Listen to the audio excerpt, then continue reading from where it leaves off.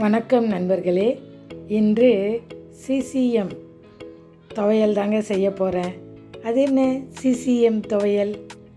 ஒன்றும் இல்லைங்க, கறிவேப்பிலை, கொத்தமல்லி, புதினா இதை வச்சு தாங்க ஒரு துவையல் செய்கிறேன். அது தோசைக்கு, இட்லிக்கு, சுட சுட சாதத்துக்கு நெய் போட்டு பிசைஞ்சு சாப்பிட்டா அவ்வளோ அமிர்தமாக இருக்குங்க. வாங்க எப்படி செய்யறதுன்னு பார்க்கலாமா? அதுக்கு முக்கியமாக கொத்தமல்லி, கறிவேப்பிலை, புதினா, அதோட இஞ்சி ஒரு துண்டு, 10 பல்லு 15 பல்லு பூண்டு, ஒரு நெல்லிக்காய் சைஸு புளி வேணுங்க. ஒரு மிக்ஸி எடுத்துக்கங்க. அதில் சுத்தப்படுத்தின ஒரு துண்டு இஞ்சி, ஒரு 15 பல்லு பூண்டு, நம்ம சுத்தப்படுத்தின கறிவேப்பிலை ஒரு கைப்பிடி, புதினா ஒரு கைப்பிடி,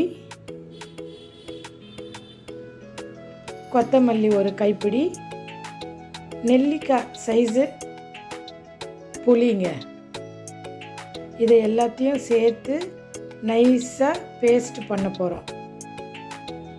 ஒரு வாணலி வச்சு நல்லெண்ணெய் 1/2 கப்பு விடுறேங்க. எண்ணெய் காஞ்சதும் கட்டி பெருங்காயம் சேர்க்குறேன். அது நல்லா பொரிஞ்சு வந்ததும் நம்ம அரைச்சி வச்சுருக்கிற விழுதை மெதுவாக அந்த எண்ணெயில் சேருங்க.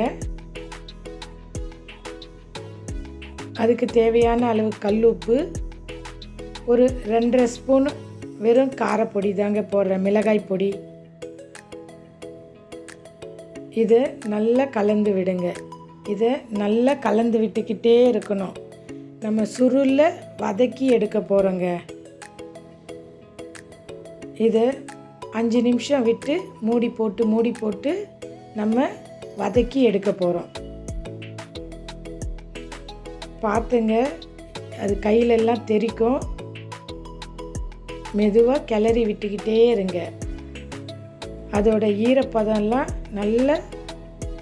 நல்லா கிளறி கொடுத்துக்கிட்டே இருங்க. அது நல்லா சுருண்டு வர அளவுக்கு நம்ம அந்த பதத்தில் தாங்க எடுக்க போகிறோம். ஒரு 5 நிமிஷம் விட்டு நல்லா கிளறி கொடுத்துக்கிட்டே இருங்க. இது ரத்தத்தை சுத்தப்படுத்தக்கூடியதுங்க, உடம்புக்கு ரொம்ப ரொம்ப நல்லது. ஒரு டைம் நல்லா கிளறி விடுங்க. கிளறி விட்டுட்டு இதில் ஒரு 2 துண்டு வெல்லம் சேர்த்துக்கங்க. இது இனிப்பு, புளிப்பு, காரம் நல்ல டேஸ்ட்டை கொடுக்குங்க. இந்த துவையல் ரொம்ப ரொம்ப நல்லதுங்க. வாரத்தில் ஒரு நாள் இதையும் சேர்த்துக்கங்க. எண்ணெய் மிதந்து வர மாதிரி பார்த்துக்கங்க. இது சரியான பதங்க. பாத்திரத்தில் ஒட்டாமல் வருது இல்லைங்களா? இந்த டைமில் நம்ம இறக்கி வச்சிட வேண்டியதாங்க. இது சரியான பதங்க. ஒரு சர்விங் பவுலில் எடுத்து வச்சுக்க வேண்டியதாங்க. இது தோசைக்கு, இட்லிக்கு, சுட சுட சாதத்துக்கு நெய் போட்டு பிசைஞ்சு சாப்பிட்டோம்னா அவ்வளோ ருசியாக இருக்குங்க. நான் இன்றைக்கி தோசைக்கு தாங்க இதை செஞ்சுருக்கேன்.